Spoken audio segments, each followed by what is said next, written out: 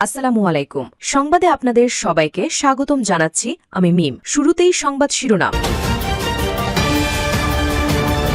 এদিকে ইসরায়েলকে একদিনেই ধ্বংস করতে পারে ইরান, অপরদিকে নিষেধাজ্ঞা থেকে মুক্তি চায় ইরান, আলোচনায় রাজি ট্রাম্প এবং শান্তি আলোচনার মধ্যে পাকিস্তানের হামলায় আফগানিস্তানে নিহত ৫ ও লেবাননে ইসরায়েলের সামরিক হামলায় ইরানের নিন্দা এবং আবারও ব্যালিস্টিক ক্ষেপণাস্ত্র ছড়ল উত্তর কোরিয়া ও টমাহক ক্ষেপণাস্ত্র চায় ইউক্রেন, দেবেন না ট্রাম্প।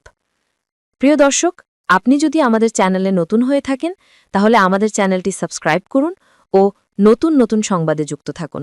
এতক্ষণ শুনছিলেন সংবাদের শিরোনাম, এখন বিস্তারিত। ইসরায়েলকে একদিনই ধ্বংস করতে পারে ইরান। ১২ দিনের যুদ্ধে আয়রন ডোমকে ফাঁকি দিয়ে ইসরায়েলি ভূখণ্ডে আঘাত হেনে বিশ্বের সামরিক বিশেষজ্ঞদের প্রশংসা করিয়েছে ইরান। দেশটির ক্ষেপণাস্ত্রগুলো ইসরায়েলকে এক নজিরবিহীন নিরাপত্তা দুঃস্বপ্নের মুখোমুখি করেছিল। ১২ দিনের ওই যুদ্ধে শক্তি প্রদর্শন করে ইরানি ক্ষেপণাস্ত্রগুলো আবারও পশ্চিমা বিশেষজ্ঞদের প্রশংসা জাগিয়ে তোলে এবং ইসরায়েলের মারাত্মক দুঃস্বপ্নের দিকে দৃষ্টি আকর্ষণ করে। সাবেক এক মার্কিন সেনা কর্মকর্তার বরাত দিয়ে ফার্স নিউজের এক প্রতিবেদনে বলা হয়, ইরানের একটি বিশাল ক্ষেপণাস্ত্র ভাণ্ডার রয়েছে যা দিয়ে ইরান একদিনই ইসরায়েলকে মাটিতে মিশিয়ে দিতে পারে। এমনটাই মনে করেন মার্কিন সেনাবাহিনীর প্রাক্তন সদস্য কর্নেল ডাগলাস ম্যাকগ্রেগর।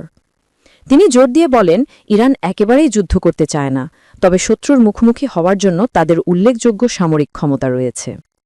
ম্যাকগ্রেগরই একমাত্র ব্যক্তি নন যিনি ইরানের ক্ষেপণাস্ত্র ক্ষমতার প্রশংসা করেছেন। ১২ দিনের ওই যুদ্ধের সময় যখন ইরানি ক্ষেপণাস্ত্রগুলো নিক্ষেপ করা হচ্ছিল এবং অধিকৃত অঞ্চলের গভীরে সেগুলো আঘাত হানছিল, তখন অন্যান্য বিশেষজ্ঞরাও ইরানের প্রশংসা করেন। এই ব্যক্তিদের মধ্যে একজন কৌশলগত তুর্কি বিশেষজ্ঞ ইব্রাহিম কালাস। তিনি বলেছেন, ইরান ইসরায়েলের আয়রন ডোমকে একটি ড্রেনে পরিণত করেছে। এই সামরিক বিশেষজ্ঞ বিশ্বাস করেন, ১২ দিনের সেই যুদ্ধের আগে ইসরায়েল নিজেকে বিশ্বের সবচেয়ে নিরাপদ অঞ্চল হিসেবে উপস্থাপন করার চেষ্টা করছিল। কিন্তু ইরানি ক্ষেপণাস্ত্রগুলো তাদের সেই আধিপত্য ভেঙে দিয়েছে এবং ইসরায়েলের প্রতিরক্ষা ব্যবস্থাকে চ্যালেঞ্জ জানিয়েছে। ইব্রাহিম কালাস ইরানি ক্ষেপণাস্ত্র প্রযুক্তির কথাও উল্লেখ করেছেন। তিনি জোর দিয়ে বলেছেন, ইসরায়েল এই ক্ষেপণাস্ত্র প্রযুক্তি এবং ইরানের ভয়াবহ আক্রমণ প্রতিহত করতে অক্ষম। যুদ্ধে ইরানের জয়। এদিকে অবসরপ্রাপ্ত মিশরীয় জেনারেল সামির ফারাজ আরব মিডিয়ার সঙ্গে এক সাক্ষাতে জোর দিয়ে বলেছেন, ১২ দিনের ওই যুদ্ধের সময় ইরানই তার ক্ষেপণাস্ত্র দিয়ে শত্রুকে বেশি কার্যকর আঘাত দিয়েছে। নিষেধাজ্ঞা থেকে মুক্তি চায় ইরান, আলোচনায় রাজি ট্রাম্প। ইরান পারমাণবিক অস্ত্র বানাচ্ছে এমন অভিযোগে জাতিসংঘ দেশটির ওপর নিষেধাজ্ঞা দিয়েছে। মার্কিন যুক্তরাষ্ট্র একই অভিযোগে কঠোর নিষেধাজ্ঞা দিয়েছে। সেটি থেকে মুক্তি পেতে চায় মধ্যপ্রাচ্যের দেশটি, এমন দাবি করেছেন মার্কিন প্রেসিডেন্ট ডোনাল্ড ট্রাম্প। বৃহস্পতিবার ৬ নভেম্বর ট্রাম্প বলেছেন, তিনিও চান ইরানকে মুক্তি দিতে, এজন্য আলোচনার পথ খোলা রাখছেন। খবর রয়টার্সের। মার্কিন প্রেসিডেন্ট বলেন, সত্যি বলতে ইরান জিজ্ঞেস করেছে নিষেধাজ্ঞাগুলো তুলে নেওয়া সম্ভব কিনা। ইরানের ওপর খুবই কঠোর মার্কিন নিষেধাজ্ঞা রয়েছে যা তাদের জন্য সত্যি কঠিন করে তুলেছে। মধ্য এশিয়ার নেতাদের সঙ্গে এক নৈশভোজ শেষে ট্রাম্প বলেছেন, আমি বিষয়টি শোনার জন্য উন্মুক্ত, দেখা যাক কি হয়, তবে আলোচনা করতে রাজি আছি। পশ্চিমা দেশগুলো, বিশেষ করে যুক্তরাষ্ট্র, দীর্ঘদিন ধরে অভিযোগ করে আসছে ইরান পরমাণু অস্ত্র তৈরি করতে চায়। যদিও ইরান পাল্টা দাবি করে আসছে, মধ্যপ্রাচ্যের দেশটির দাবি তাদের পারমাণবিক কর্মসূচি সম্পূর্ণ শান্তিপূর্ণ উদ্দেশ্যে। ২০১৮ সালে যুক্তরাষ্ট্র তেহরানের সঙ্গে করা আন্তর্জাতিক পরমাণু চুক্তি থেকে সরে আসে, তখন কঠোর নিষেধাজ্ঞা শোনে ইরান। এর মাঝে এবছরের জুনে ইরানের উপর নজিরবিহীন বোমা হামলা চালায় ইসরায়েল, যা পরে যুদ্ধের রূপ নেয়। এতে যুক্তরাষ্ট্র সাময়িকভাবে অংশ নিয়ে ইরানের পরমাণু স্থাপনায় হামলা চালায়। ট্রাম্পের দাবি, ওই হামলায় ইরানের পরমাণু কর্মসূচি সম্পূর্ণভাবে ধ্বংস হয়েছে, তবে ক্ষতির পরিমাণ এখনও অজানা।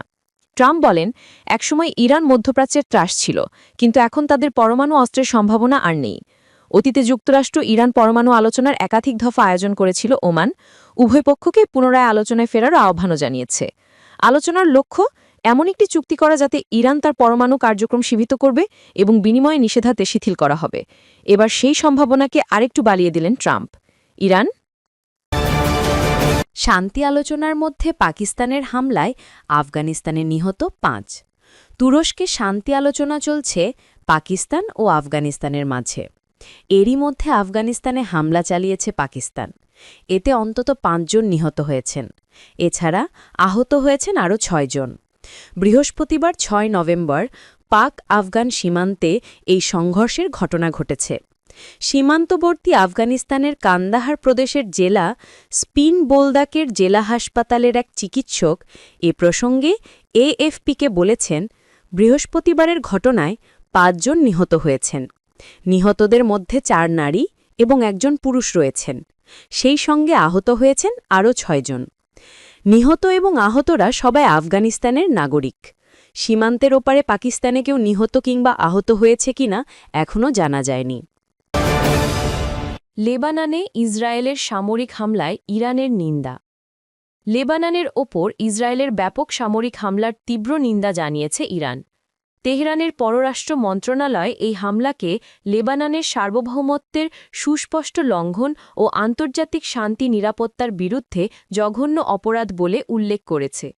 শুক্রবার ৭ নভেম্বর এক বিবৃতিতে ইরানের পররাষ্ট্র মন্ত্রণালয় জানায়, লেবাননের বিভিন্ন অঞ্চলে চলমান ইসরায়েলি আগ্রাসন আন্তর্জাতিক আইন ও মানবিক মূল্যবোধের পরিপন্থী।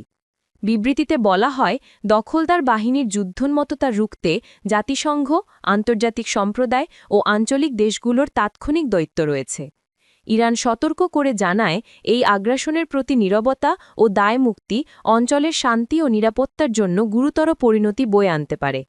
বিবৃতিতে আরও বলা হয়, নভেম্বর ২০২৫-এর যুদ্ধবিরতি চুক্তির পর থেকে ইসরায়েলের ধারাবাহিক হামলায় ১,০০০-এর বেশি নিরীহ লেবাননি নাগরিক নিহত, আহত হয়েছেন। ধ্বংস হয়েছে অবকাঠামো ও আবাসিক এলাকা। এটি একটি স্বাধীন দেশের সার্বভৌমত্ব ও ভৌগোলিক অখণ্ডতার ওপর প্রকাশ্য আঘাত। ইরান দাবি করেছে, এসব হামলা যুক্তরাষ্ট্রের পূর্ণ সমর্থন ও প্রত্যক্ষ সম্পৃক্ততা ছাড়া সম্ভব নয়। তেহরানের মতে, ইসরায়েলের এই নীতি তার দখলদার, সন্ত্রাসী ও আধিপত্যবাদী চরিত্রের আরেকটি প্রমাণ, যার লক্ষ্য লেবাননের স্থিতি, নিরাপত্তা ও পুনর্গঠন প্রক্রিয়াকে বাধাগ্রস্ত করা। হামলায় নিহত লেবাননি নাগরিকদের প্রতি গভীর শোক জানিয়ে ইরান লেবাননের সরকার ও জনগণের প্রতি সংহতি প্রকাশ করেছে। পাশাপাশি লেবাননের বৈধ প্রতিরোধ শক্তির প্রতি সমর্থন জানিয়ে তাদের সার্বভৌমত্ব, নিরাপত্তা ও ভৌগোলিক অখণ্ডতা রক্ষার প্রচেষ্টাকে সমর্থন করার অঙ্গীকার পুনর্ব্যক্ত করেছে। ইরান আবারও ব্যালিস্টিক ক্ষেপণাস্ত্র ছুড়ল উত্তর কোরিয়া। দক্ষিণ কোরিয়ার পরমাণু শক্তিচালিত সাবমেরিন তৈরির পরিকল্পনা অনুমোদনের সপ্তাহখানেকের মাথায় অজ্ঞাত ব্যালিস্টিক ক্ষেপণাস্ত্র নিক্ষেপ করেছে উত্তর কোরিয়া। শুক্রবার ৭ নভেম্বর উত্তর কোরিয়ার ছোড়া ক্ষেপণাস্ত্রটি পূর্ব সাগরে গিয়ে পড়েছে বলে জানিয়েছে দক্ষিণ কোরিয়ার সেনাবাহিনী। খবর এএফপির। দক্ষিণ কোরিয়ার জয়েন্ট চিফস অফ স্টাফ জানিয়েছে, উত্তর কোরিয়া পূর্ব সাগরের দিকে একটি অজ্ঞাত ব্যালিস্টিক ক্ষেপণাস্ত্র নিক্ষেপ করেছে, যা জাপান সাগরে গিয়ে পড়েছে। এর আগে মার্কিন যুক্তরাষ্ট্রের প্রেসিডেন্ট কোরিয়া সফরকালেও কিম জং উনের দেশ ক্ষেপণাস্ত্র পরীক্ষা করেছিল।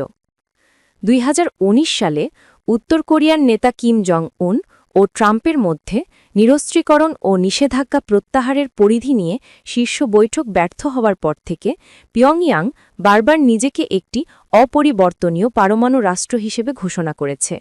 তার আরেক ধাপ হচ্ছে এই ক্ষেপণাস্ত্র পরীক্ষা। মার্কিন যুক্তরাষ্ট্রের প্রেসিডেন্ট ডোনাল্ড ট্রাম্প সম্প্রতি দক্ষিণ কোরিয়ায় গিয়ে পরমাণু শক্তিচালিত সাবমেরিনের অনুমোদন দেয়। ডিজেল চালিত সাবমেরিনগুলোকে ব্যাটারি রিচার্জ করার জন্য নিয়মিতভাবে ভূপৃষ্ঠে উঠতে হয়, কিন্তু পরমাণু শক্তিচালিত সাবমেরিনগুলো অনেক বেশি সময় ধরে পানির নিচে থাকতে পারে। বিশ্লেষকদের মতে, পরমাণু শক্তিচালিত সাবমেরিন নির্মাণ দক্ষিণ কোরিয়ার নৌ ও প্রতিরক্ষা শিল্পে একটি যুগান্তকারী অগ্রগতি হবে। গণমাধ্যম ও বিশ্লেষণ প্রতিবেদন অনুসারে মার্কিন যুক্তরাষ্ট্র, অস্ট্রেলিয়া, চীন, রাশিয়া, ভারত, ফ্রান্স ও যুক্তরাজ্য এই ৭টি দেশ পরমাণু শক্তিচালিত সাবমেরিনের দিকে অগ্রসর হয়েছে। দক্ষিণ কোরিয়া টমাহক ক্ষেপণাস্ত্র চায় ইউক্রেন, দেবেন না ট্রাম্প। মার্কিন প্রেসিডেন্ট ডোনাল্ড ট্রাম্প আগে থেকেই বলে আসছেন, তিনি চান না রাশিয়ার বিরুদ্ধে টমাহক ক্ষেপণাস্ত্র ব্যবহার হোক। এই কারণে ট্রাম্প ইউক্রেন তো বটেই, ন্যাটো সদস্যদের কাছেও অস্ত্রটি বিক্রি করতে চাননি। কিন্তু ব্লুমবার্গ নিউজ দিয়েছে ভিন্ন খবর। বৃহস্পতিবার ৬ নভেম্বর যুক্তরাষ্ট্রে নিযুক্ত ইউক্রেনের রাষ্ট্রদূত ওলহা স্টেফেনিশিনা গণমাধ্যমটিকে বলেছেন, ইউক্রেন টমাহক ক্ষেপণাস্ত্র এবং অন্যান্য দীর্ঘপাল্লার অস্ত্র কেনা নিয়ে যুক্তরাষ্ট্রের সঙ্গে ইতিবাচক আলোচনা করছে। দ্য গার্ডিয়ানের প্রতিবেদন অনুযায়ী টমাহক যুক্তরাষ্ট্রের তৈরি দূরপাল্লার ক্রুজ মিসাইল, যা যুদ্ধজাহাজ বা সাবমেরিন থেকে ছোড়া হয়। ভূপৃষ্ঠে নির্দিষ্ট লক্ষ্যবস্তুতে অত্যন্ত নিখুঁতভাবে আঘাত হানতে পারে টমাহক। নিচু উচ্চতায় ওড়ে বলে টমাহক রাডারে ধরা পড়ে না। এতে আছে উন্নত জিপিএস ও নেভিগেশন ব্যবস্থা। এতক্ষণ আমাদের সাথে থাকার জন্য ধন্যবাদ।